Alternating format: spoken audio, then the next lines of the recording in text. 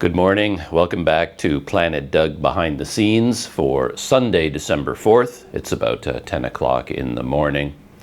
I just thought I'd give a little bit of a technology update, a life update, a trip update, a YouTube update, and all kinds of updates because I've been extremely busy lately and I haven't been online. I haven't been on the internet as often as I used to be because I've been so busy. It's kind of weird.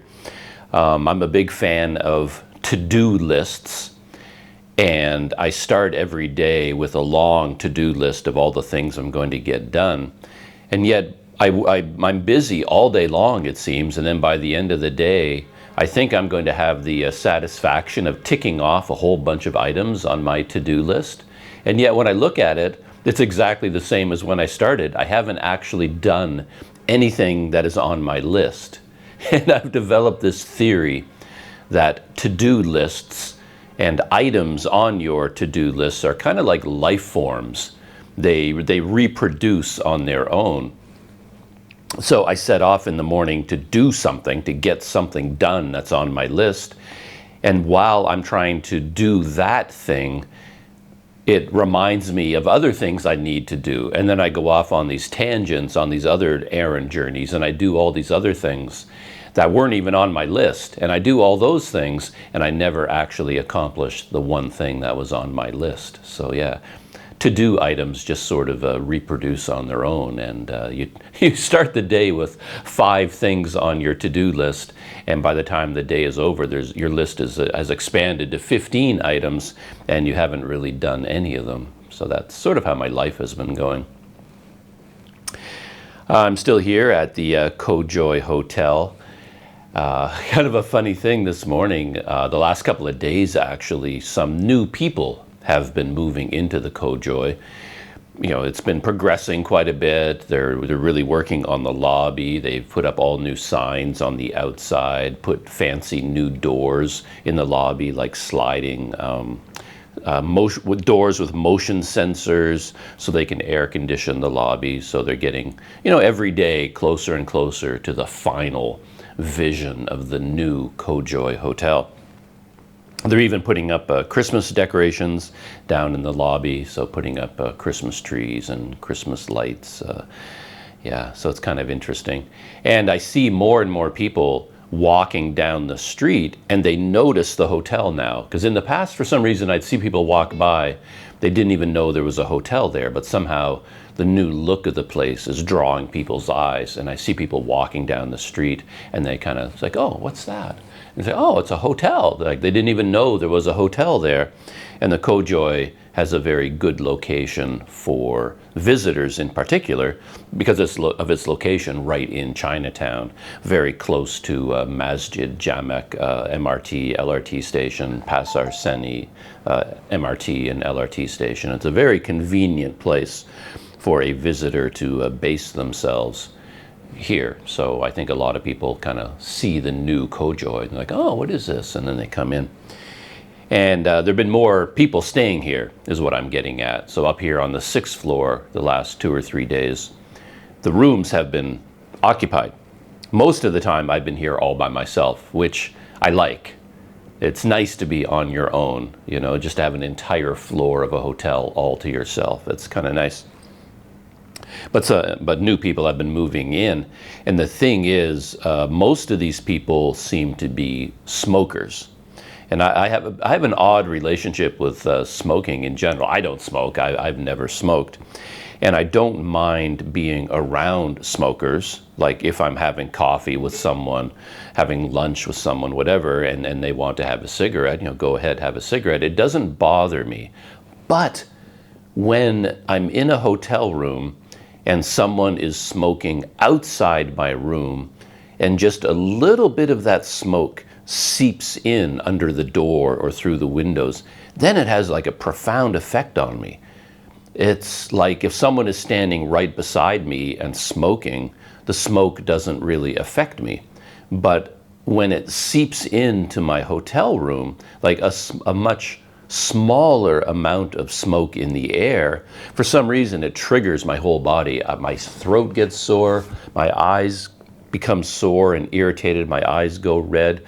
I start sneezing and sneezing, and I just have like this major allergic reaction to cigarette smoke, but only when it's a small amount of smoke. So does that make any sense? I'm not sure I'm explaining myself. It's like if someone was inside this room with me and smoking, it wouldn't bother me for some reason. But when someone is outside my room, like they're all smoking in the hallway, because you're not allowed to smoke in the room.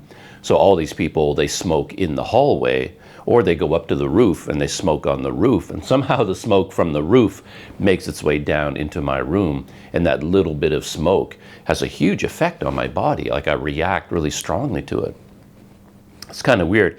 It made me think of homeopathic medicine. I don't know if that's a thing anymore, but I remember when I was in university, homeopathic treatments and homeopathic medicine was a big deal.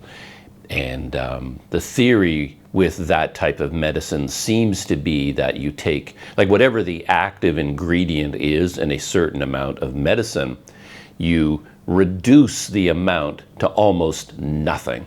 Like instead of taking whatever 500 grams of this medicine, you just take a tiny amount, like just a couple of molecules of that medicine, and somehow the smaller amount of that medicine has a greater systemic effect on your body.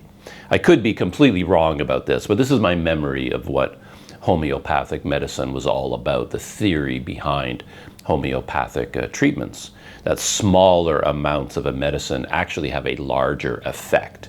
Like there's some sort of a weird relationship between the amount of the active ingredient and how your body responds to it. And it feels like my reaction to cigarette smoke is kind of this homeopathic reaction, because a very tiny amount seeping in under the door, just like my whole body reacts really strongly to it. That's how I've been feeling lately. And that's one of the reasons I'm doing this behind the scenes video so late in the morning, because as soon as I woke up this morning, my throat was sore, my eyes were sore and feeling irritated. My eyes are still feeling, they're burning and kind of red. And it's all because of all this cigarette smoke in the air.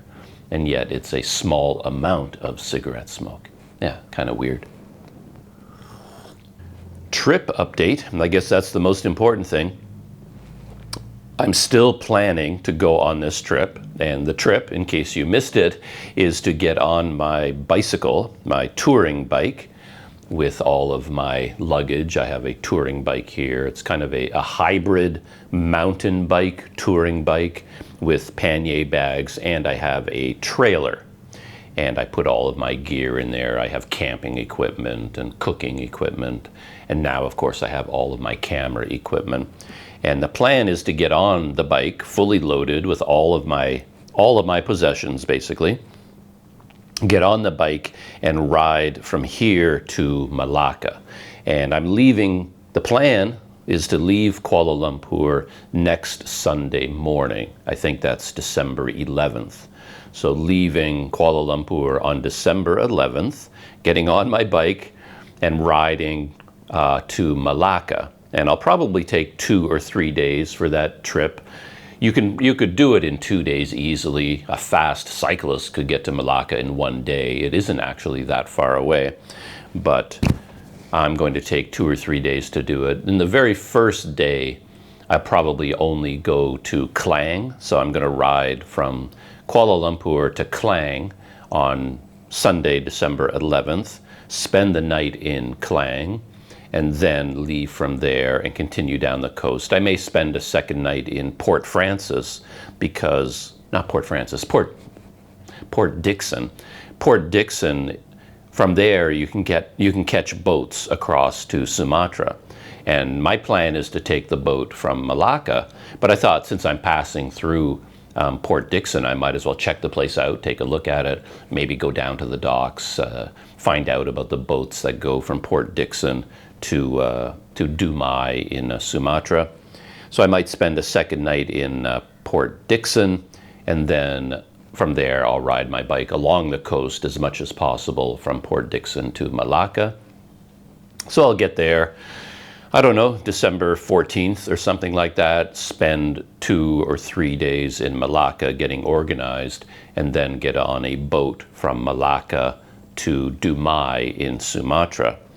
And in the old days, I would take a ferry to a town called Tanjung Balai, kind of a fishing town, a fishing village on Sumatra, not that far away from Medan. But that boat is gone. I used to go down to Port Klang, and then I'd take the Jetstar ferry, I think, the Jetstar ferry from Port Klang over to Tanjung Balai. And I like to take a ferry because it's a romantic and exciting and fun way to travel. Airports and flying, of course, is faster and more convenient, but it's just, I don't like that. If I can go by boat or by train, those are always my two preferred ways of traveling. Bicycle, scooter, boat, train. And then after that, if I absolutely have to, I'll fly or take a bus. But they're not my favorite ways of getting around. But anyway, the Jetstar ferry from Port Klang to Tanjung Balai is gone. That whole harbor in Klang is completely shut down. I took the train down, the KTM train down to Klang myself, and I went to the harbor just to confirm with my own eyes that there are no boats and the whole harbor is shut down. And there are no boats. But then I found out that there are boats going from Port Dickson and from Malacca, and they both go to a city called Dumai on Sumatra. And to be honest, that works out better because in Dumai, the immigration services, the Indonesian immigration services, they offer a visa on arrival if you arrive by boat in Dumai. But in Tanjung Balai, where I used to go, you couldn't get a visa on arrival. So you had to get a visa in advance from the Indonesian consulate in Penang. So it was a much more complicated journey to go to Tanjung Balai. But this time I'm going to go, as I said, I'm hoping to go to Malacca and then take a ferry from Malacca to Dumai. It's a 2-hour boat ride. And then I'll get a visa on arrival in Dumai. 30-day visa on arrival for tourists. Costs $35 US. And then I'm kind of playing it by ear. I'm fairly certain all of what I just described is going to happen. After that, I'm not entirely clear because it kind of depends on everything. It depends on the weather in particular. I'm quite worried about the weather because the rain has been so constant and so heavy. And the one thing that can ruin a bike tour is rain. In my case, I don't ride in the rain. I've noticed a lot of other people that go bike touring around the world, they waterproof everything. They like to use those Ortlieb pannier bags because they're 100% waterproof. And then if it's raining, they get on the bike anyway and they just ride through the rain because everything is protected. But if I look out the window, say on Sunday morning when I'm supposed to ride to Klang, if I look out the window and it's pouring down rain, well, I'm just going back to bed. I'm not going cycling in the rain. So I only need to worry about unexpected rain. I mean, if it's raining in the morning, I don't go anywhere. I just stay where I am and I wait until the next day when it's not raining anymore. But sometimes, of course, you're out riding and then, it could be 1 o'clock in the afternoon. You're in the middle of nowhere, no shelter anywhere in sight. And then the rain comes down hard. Yeah, that's no fun at all on a bike tour. And so I am worried about the rain in particular. I have rain covers for my pannier bags and my handlebar bag is waterproof. And in theory, my trailer is waterproof. When you buy this trailer, it is a Radical Design Cyclone 4 trekking trailer from a company called Radical Design. And it comes with a rain cover. And but my rain cover was destroyed. I left it in storage here with everything else. And even before I put it in storage, it wasn't working anymore. It just wasn't waterproof at all. And so I have no rain cover for the trailer at the moment. I have to order a new one, and I just didn't have time to get one shipped here from the Netherlands. It's the only place I can get one. So right now my trailer is not waterproof. Maybe I have a week left before I leave. Maybe I can figure something out. I can line the interior with plastic and do something like that, but we'll see. But right now, if I basically, I guess the point I'm getting around to is that if I arrive in Dumai on my bike and it just rains all day, every day, just rain, rain, rain, constant, endless rain, I'll just abandon the idea of a bike tour. I'm not going to fight the weather. I'd be perfectly happy just to hang out in Dumai, explore that town. I could even put my bike on a bus or something and hop across to Bukit Tinggi and then hang out there, but not do any actual bike touring. We'll see. I want to do the bike trip, but I'm open. You know, I'm not a hardcore cyclist. My whole point about going on a bike tour is not to ride the bike. The bike for me is just transportation. I just like it because it's convenient. And if I'm out there riding my bike and I stumble across another form of transportation that makes sense, I have no problem just switching gears. The last time I was in Sumatra, I rode my bike around the northern coastline. So I rode my bike from, essentially from Tanjung Balai to a town called Siantar, and then from Siantar to Lake Toba. And my trip really started from Lake Toba, and then I rode my bike from Lake Toba around northern Sumatra, following the coast to Banda Aceh, and then from Banda Aceh back around to Tanjung Balai, and I took the ferry back to Malaysia. And there were a couple of days in there where the rain came down hard, just brutal, torrential downpour. And I happened to be in a really hilly area. The thing about hills in Indonesia and the Philippines, I find, is they don't grade them like they do in other countries. Like, I assume in Malaysia, and I know in Canada, if there's a mountain and the engineers want a road to go over that mountain, they look for a saddle. You know, they look for the lowest point on that mountain, you know, like the saddle between that mountain and the next mountain, and they aim for that low point, and then the road to go up there will follow switchbacks, of course. You know, it goes a very gradual incline this way, and then it switches in this direction, you know, and you slowly, on a gradual incline, work your way to the top. You cover a lot more distance, but the incline is not so steep, which makes sense, of course, because, you know, a lot of truck traffic in Canada, everything gets delivered by trucks, and, you know, these guys don't want to, you know, wear out their engine. They like a nice gradual incline to get to the top. Indonesia and the Philippines, the heck with that. They see the highest point on the mountain and they just aim the road like for the highest point, and then they just go straight up to the top. Like, yeah, none of this, you know, wimpy switchback business. So I guess their engineers are pretty tough dudes, I guess, and they, well, we'll just cut this road so it goes straight to the top. That isn't true, actually. I'm joking. They do have switchbacks and stuff like that. But it feels like the roads are much steeper and follow a much more direct path. So when I was in Indonesia cycling around Sumatra, there were many places I ran into where I couldn't cycle up the roads. They were way too steep.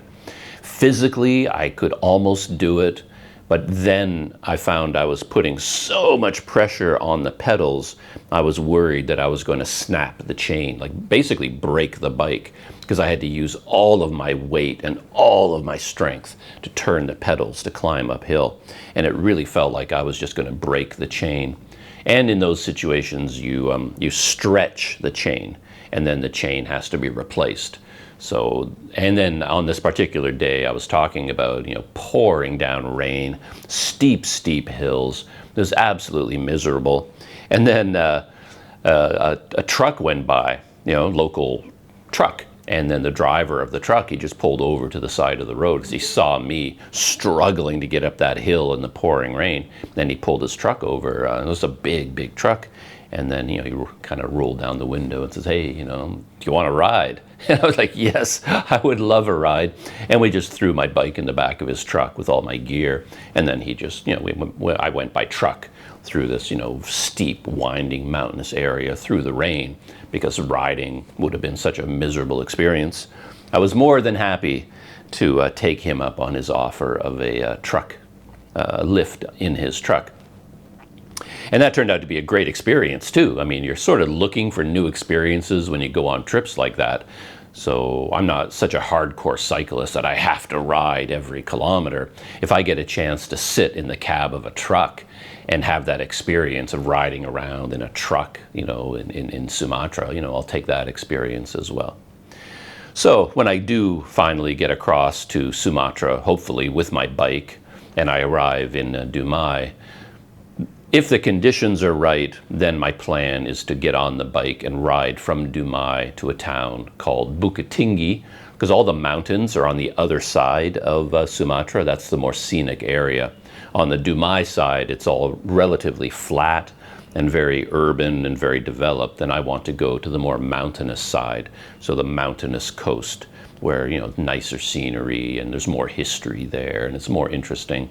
And there's an area around Bukittinggi where I want to spend most of my time. So my plan is to ride my bike to Bukittinggi, base myself in that region for a while, and then maybe ride my bike from the Bukittinggi area back to Lake Toba, spend some time at Lake Toba, and then Berastagi, and then climb a volcano in Berastagi, and then around again to Dumai and take the ferry back to Malaysia. So that's the plan, depending on weather. And the full extent of that trip is a pretty major trip, bigger than I had anticipated. So I can get a 30-day visa on arrival. And if I do that whole trip that I just outlined, I'll probably get a 30-day visa extension. And I can do that at a local immigration office. It's a little bit complicated. It involves 2 or 3 trips to the immigration office. You got to do there's some logistics and planning you have to take into account to get an extension to your visa on arrival. But it can be done. And then I can have 60 days in Sumatra. So that is the plan right now, basically. To sum up, leaving Kuala Lumpur next Sunday, 1 week from today, riding to Malacca, getting on a ferry from Malacca to Dumai, Sumatra, and then riding from there, and eventually returning to Malacca by boat as well. And I assume when I come back to Malaysia, I'll be starting from Malacca, and then if my bike is still working and my body is still working and I'm still excited about bike touring, then perhaps I can go from Malacca and ride my bike, down to Johor and then up along the other coast of Malaysia, the east coast, cycle up the east coast of Malaysia and then circle back around to Kuala Lumpur. So that's kind of the idea percolating in the back of my mind. Do a big loop in Sumatra, come back to Malacca, and then do a loop through Malaysia. That will take me along the east coast, Genting Highlands, all these areas, and then back to KL. So that is the plan as it stands right now. Technical update. First part about the bike itself. I've had to do a lot of work to get the bike ready for this trip because before the pandemic started, I was in the middle of overhauling my entire bike and touring setup. All of my gear at that point had worn out. A lot of things had worn out. Pretty much everything. My tent, pannier bags, stove, sleeping bag, sleeping mat. Almost everything I had was kind of wearing out. So just before the pandemic hit, I went through this process of updating all of my gear and replacing my old gear with new gear. But then I went on a trip to Myanmar and then got locked out of the country because of the pandemic and the border closures. So I never got a chance to actually use any of that new gear. So this trip actually be one of the first times I've gotten to use my new pannier bags, for example, and new wheels on the bike. I got brand new wheels built from a specialty company in Thailand. They built new touring wheels for me with like heavy duty touring rims and spokes. But then again, all of this stuff, the wheels in particular, were just sitting in storage here for 3 years. And I don't know what effect that had on the spokes in particular. Bicycle wheels are very interesting things. Their strength doesn't come from the material. You know what I mean is it's not like it's a big chunk of steel in a circular shape that makes it strong. What makes it strong is the precise engineering of the wheel, and it's like a balancing of forces because you've got the spokes. So when you look at a tire spoke, it's a thin piece of steel, but you've got a whole bunch of these spokes, and they all are tensioned exactly right to keep the rim in a perfect circle. And it's that tension that gives the wheel its strength. And it's a real art form to build a wheel. The average person can't do it. I've never been able to do it. I'm not smart enough to do it. So if my wheel ever becomes warped, or some of the spokes break and you have to replace the spoke, you have to do what they call true the wheel. You have to true it. Basically retension all the spokes, bring it back into a perfect circle with the exact right amount of tension on all the spokes, holding the rim in place. And it takes a lot of skill to do that well. So a good wheel builder is a hot commodity in the cycling world. People get reputations for being expert wheel builders. And if you get wheels built by them, you know you're going to get a very strong, durable kind of wheel. But mine was built by a very reputable place. They know what they're doing. But again, it's been sitting in storage for a while, and then steel of the spokes has a lot of tension on them. And if they just sort of sit there with all that tension, over time they can become brittle. So who knows? Maybe I'll start riding the bike with all my weight on it, and then I'll hear the dreaded ping sound, ping, ping, ping, as spokes start to break. And yeah, we'll see. Hopefully that doesn't happen. I'm hoping the wheels are still in good condition. But anyway, I've been really busy the last couple of weeks, or 3 weeks, however long it's been, just going over all my bike gear, getting it all organized, tuning everything up, and searching for tools.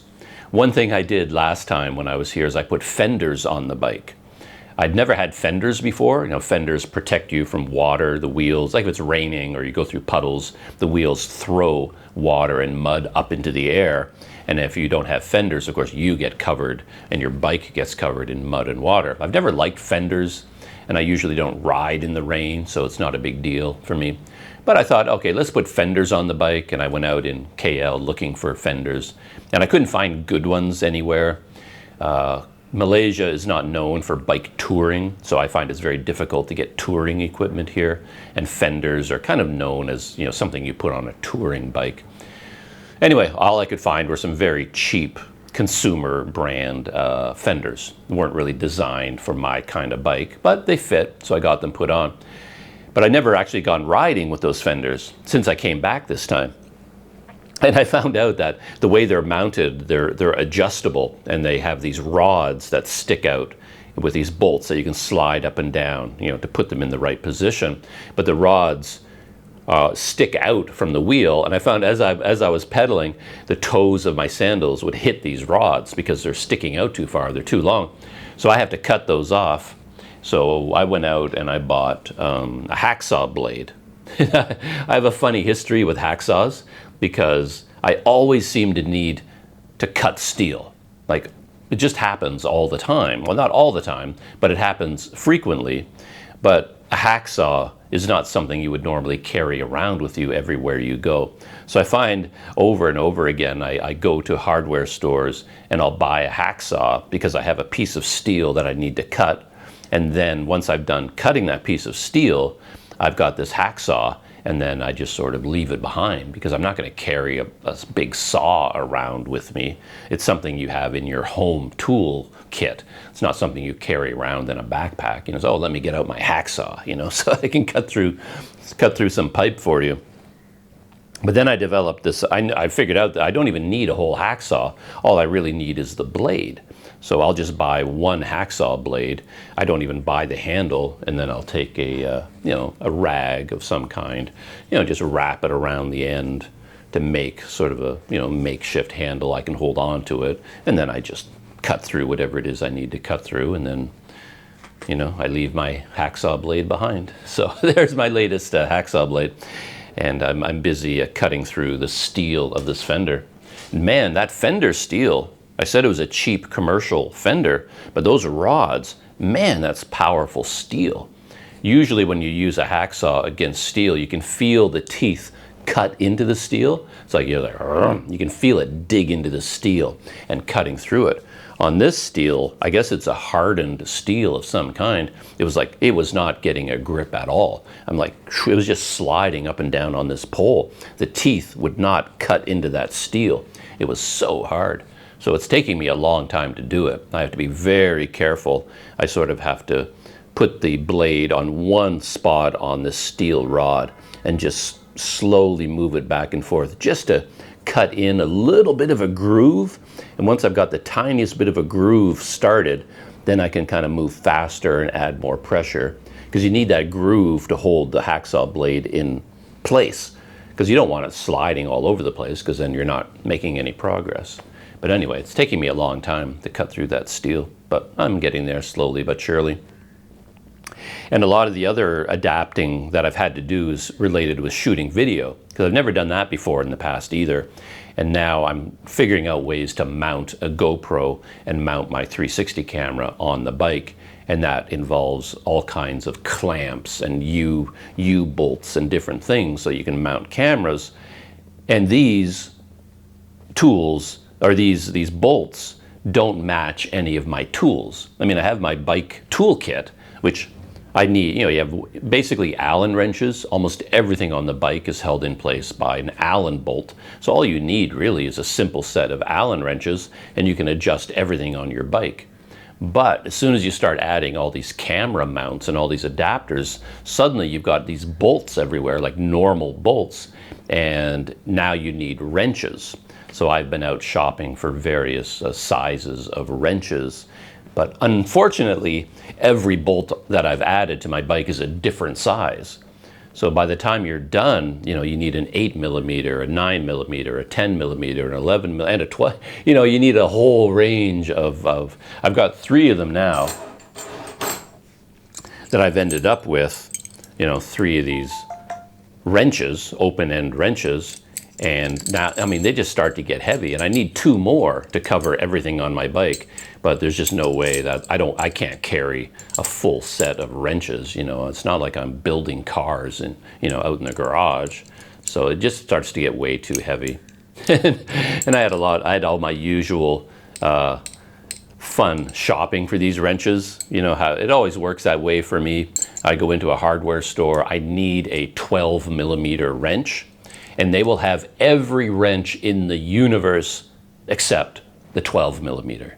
And I don't know how the universe knows this, but the universe always seems to know exactly what it is I want, and then they make it so that the stores carry every other version of that thing except the one I need. So there I am in hardware store after hardware store, and they got this big, display of wrenches that you can buy individually. And okay, there's the 8mm, there's the 9, there's the 10, there's the 11, there's the 14. Where's the 12? It's like they have every single one except for the 12. I mean, and then if I go out looking for the 11 or whatever, they'll have every single one except for the 11. So I've been running into that quite a bit, which is one of the reasons why I've been so busy, because I'll go out shopping, spend an entire morning going to hardware stores, and at the end of that time, I still haven't found a 12mm wrench. They're like nowhere. So I spent the whole morning shopping. And as I said, my to-do list, buy 12mm wrench. By the end of the day, I haven't bought one because I couldn't find one anywhere. But I did buy something else. As I said, to-do lists have a habit of reproducing. And while I was out there trying to find my 12mm wrench, what I did find was this, a mini vice grip. And I thought to myself, you know what, maybe this is all I need.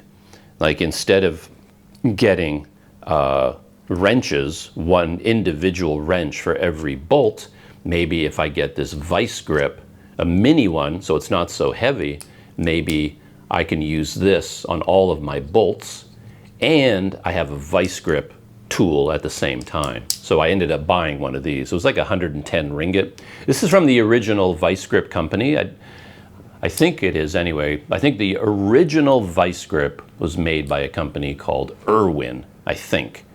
So they were the inventors of the vice grip. And I happened to be at a hardware store here, and they had a display of Irwin, and it said on them, you know, the original, you know, only buy the original, they're the best. And they happened to have I mean, I know all about vice grips, of course, but I remember them as being these huge, powerful, heavy things. You know, I always had vice grips when I was back in Canada, when I owned a car. I had a vice grip, you know, in my toolbox. But they were big and heavy. It never occurred to me to bring vice grips with me on a bike tour. But now they have these cute mini ones, like a mini vice grip.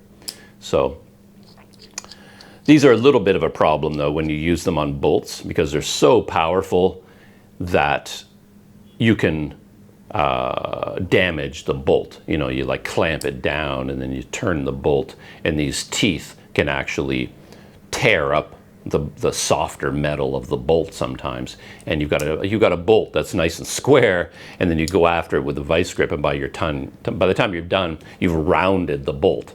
So you definitely don't want to do that. I prefer to use an actual dedicated wrench, because that fits the bolt perfectly, and you get a nice tight grip, and you don't damage the bolt. And these sorts of tools are just so much nicer to work with. A dedicated tool is always better than a multi-tool.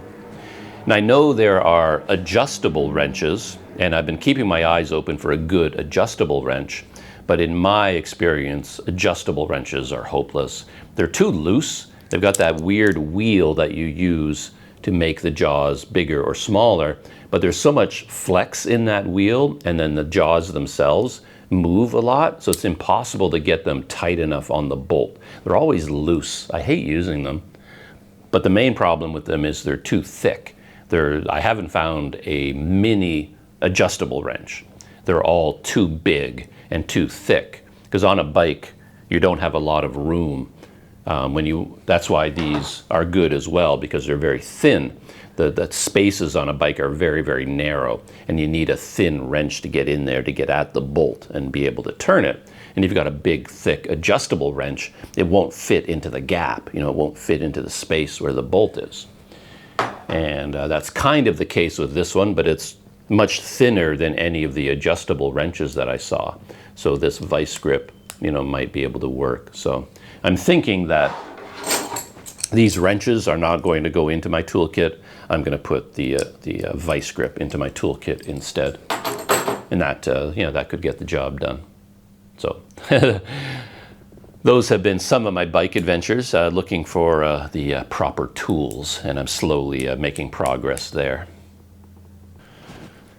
Next part of the technology update is, of course, about cameras. And my most recent adventures involve two major purchases. I traded in all of my old camera gear that I didn't need anymore, and I used that money. I basically traded in my old gear for new gear, and I traded in all my old gear, and I got the Insta360 X3 camera, and I got the Rode Wireless Go 2. The microphone set, a wireless microphone set. So these are the two things that I bought. And a lot of time has gone into learning how to use them, testing all the new features and figuring everything out. Very pleased with both. I'm very pleased with this. I'm very glad I got this. And I'm very pleased with the Rode as well. So I'm very, very happy about these two purchases.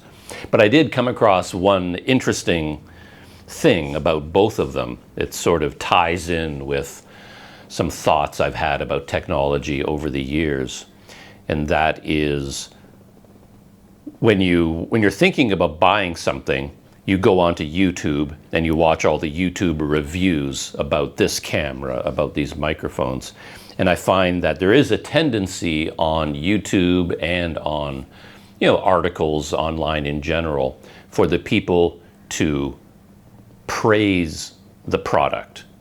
They talk about all the new amazing features, and their review can tend more towards a commercial for that product rather than an honest review of it.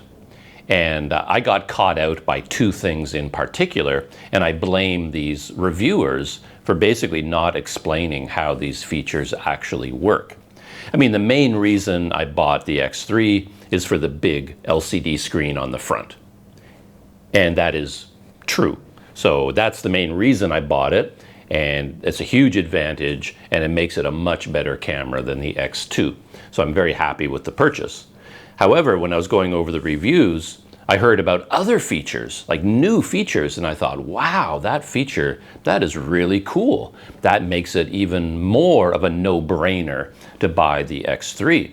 So I did, I bought it, and then I discovered that these features that the reviewers were so excited about were not quite as advertised. They were not, I mean, they weren't lying about them, but nor were they being honest about them either, because I think they're opening up the X3 and they're reading the spec sheet and they say, wow, it has this feature and it can do this and it can do that. And then they make the video very happy and upbeat and very positive.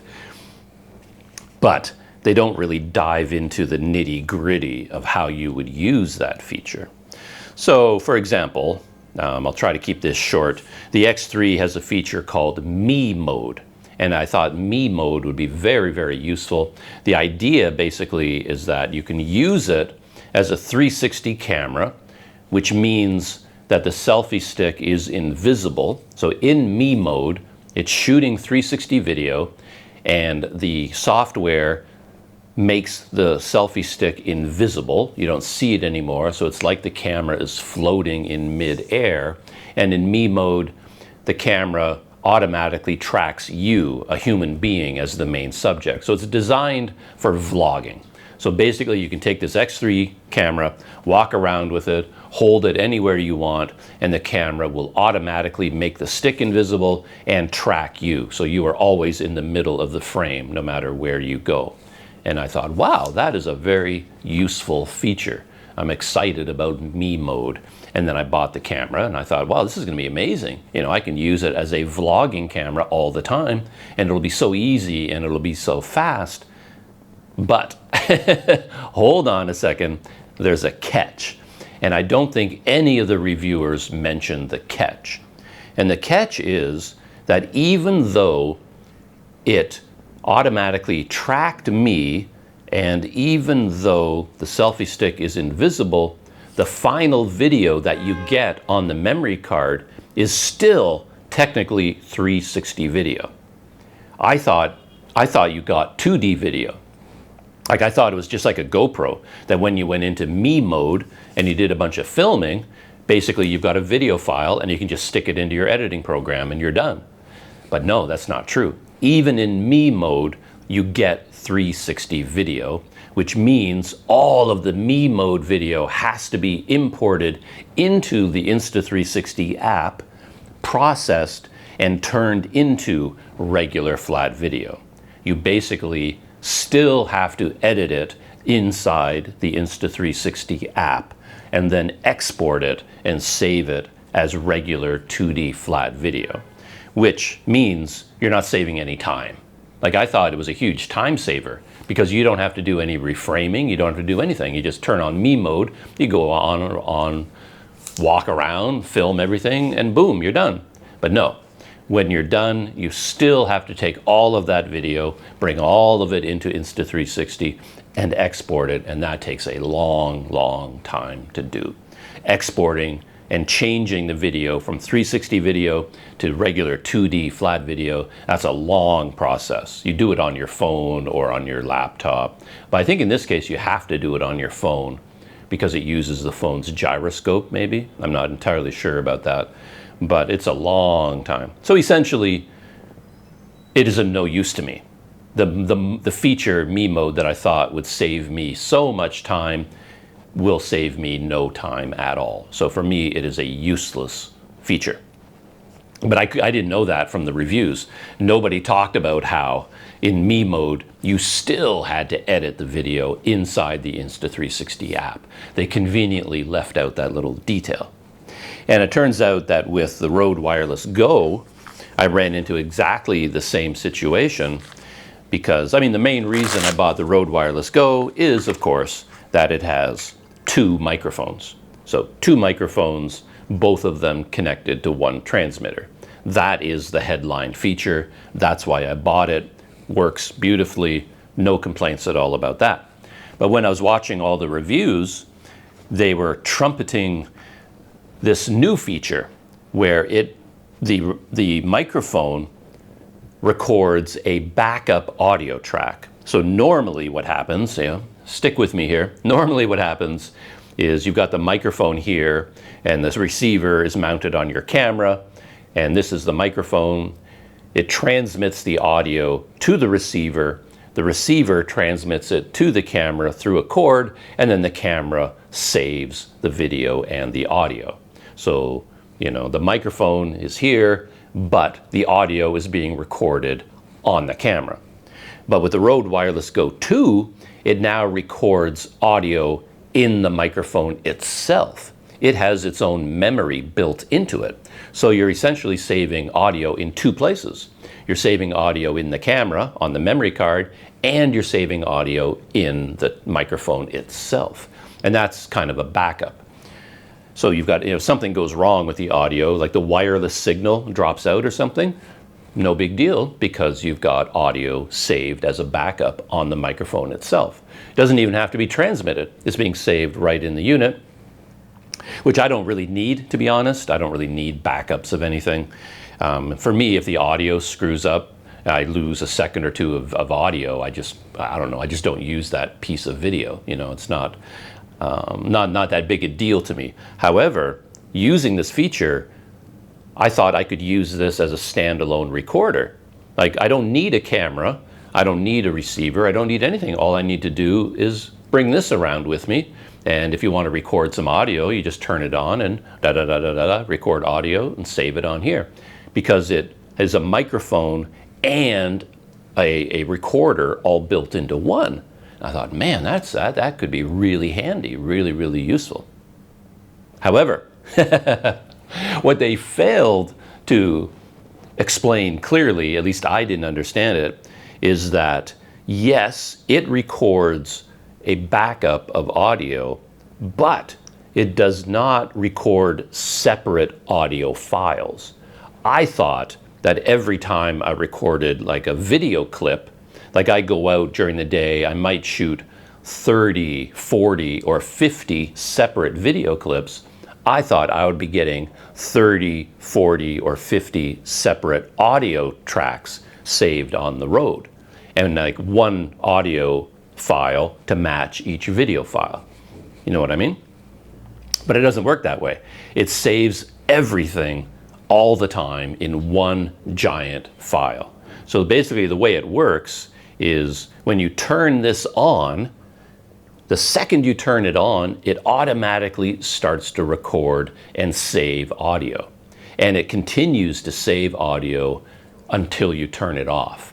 So if I go out for a day of filming and I turn on my Rode at the beginning of the day and I'm out there at a market for 5 hours and I've got my microphone on, for 5 hours while I'm filming, at the end of the day, I have one 5-hour audio file on here because it has recorded the entire day. I thought it would record only when I started recording video on my camera. Like when I hit record to record video, I thought it would start recording audio, but no, it records audio the entire time that it's turned on. And I don't know if that makes any sense to you at all. You kind of have to use these things to understand what all this means. But essentially what it means is that feature is almost completely useless to me. So the me mode, which I thought would be super, super useful, it's completely useless to me. And the audio backup track, the safety track, which I also thought would be incredibly useful and handy to me, is also almost completely useless to me. And yeah, that's just the way it works. Like I said, on YouTube, when they review these products, I think they have a tendency they want to be positive about everything, because positive, happy videos are more popular on YouTube. Nobody wants to hear you do a deep dive into all the nitty gritty and the logistics of exactly how the features work. They just go on, they just look at the spec sheets like, wow, you can now save a backup track. And that means if there's a problem with your wireless, Signal, you have a backup. You never lose any of your audio. And then they move on to the next feature. But they don't explain how it actually works. And once I understood how it actually worked, then it was like, oh, well, that doesn't help me at all. And then the same thing with the me mode. Once I used it myself and I saw how it actually worked, it was like, yeah, well, I don't see the point.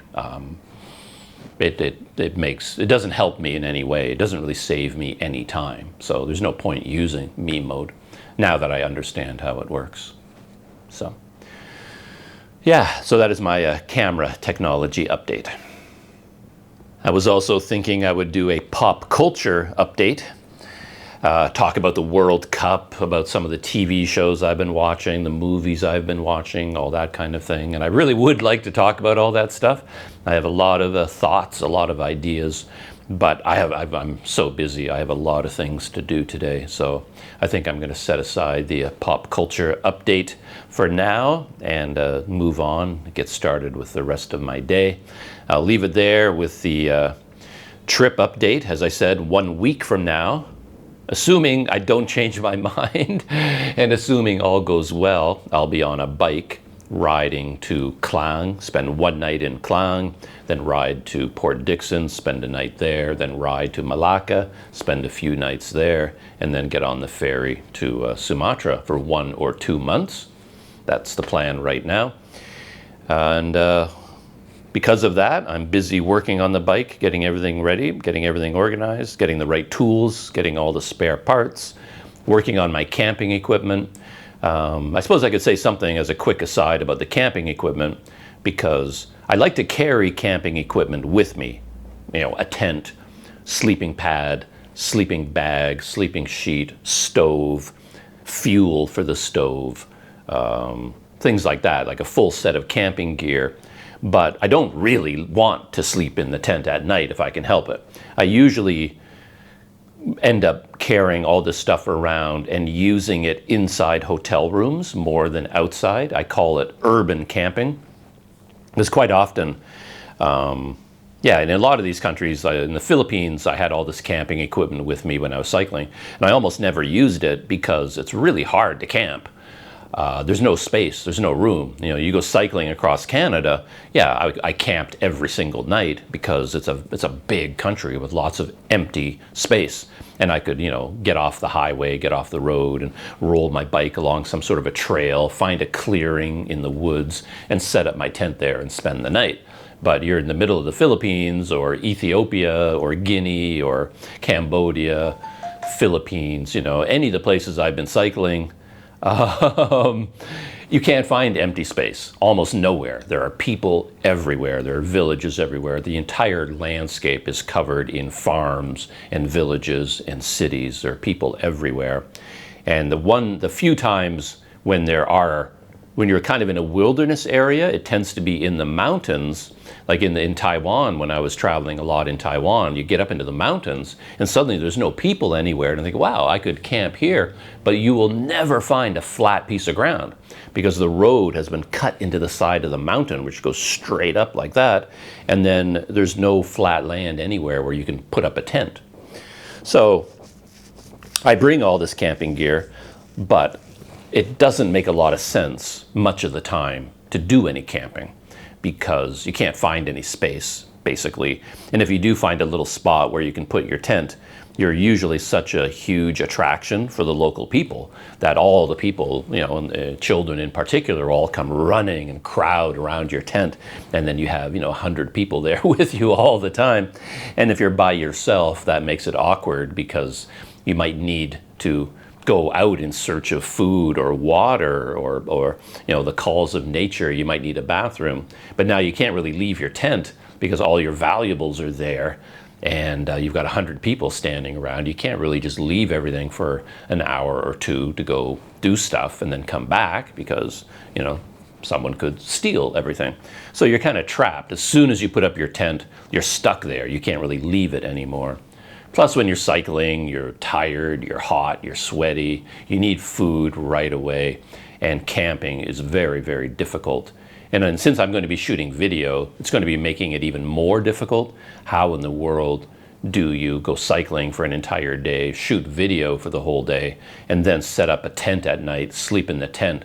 And how in the world are you going to do anything with video? You know, how, you know, I'm in really nice hotel rooms these days, and even I struggle to get to do anything even in these hotel rooms, you know, plugging everything in, charging everything up, copying video files, editing video files, uploading to the internet. I mean, it's like 2 full-time jobs rolled into one, and now you're cycling, and that's like a 3rd full-time job, and now you're camping, so there's your 4th full-time job, and I don't really know if it's even possible. But there are emergencies. You know, you're cycling along and then you get a flat tire in the middle of nowhere, or something breaks and you're not going to be able to make it to the next town where there's a hotel.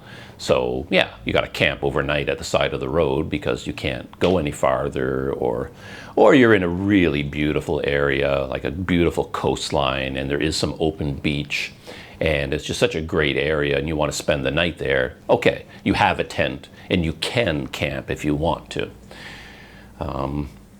Quite often in most of these countries, I can find, you know, budget accommodation. So like if you can find a hotel room for $5 or $10 a night, you might as well do that. I mean, by sleeping in a tent, you're not saving a whole lot of money. And in some of these places, like in Taiwan, they would have campgrounds, like actual campgrounds where you can pay and get your own campsite. And people often suggest to me, well, why don't you just stay in campgrounds? But 2 problems with those. One, they're expensive. They're as expensive or more expensive than hotel rooms quite often, because they're generally meant for large groups of people. Like when the Taiwanese go camping, it's because there's 15 people and they all want to go have a good time together. And you know, they have 15 people staying on this one campsite with big tents and everything. It's not designed for like one person in a little pup tent. So that's problem number 1. They're expensive. The other problem is those 15 people are out there to have a good time. So campgrounds in Asia, I find, are more like party central.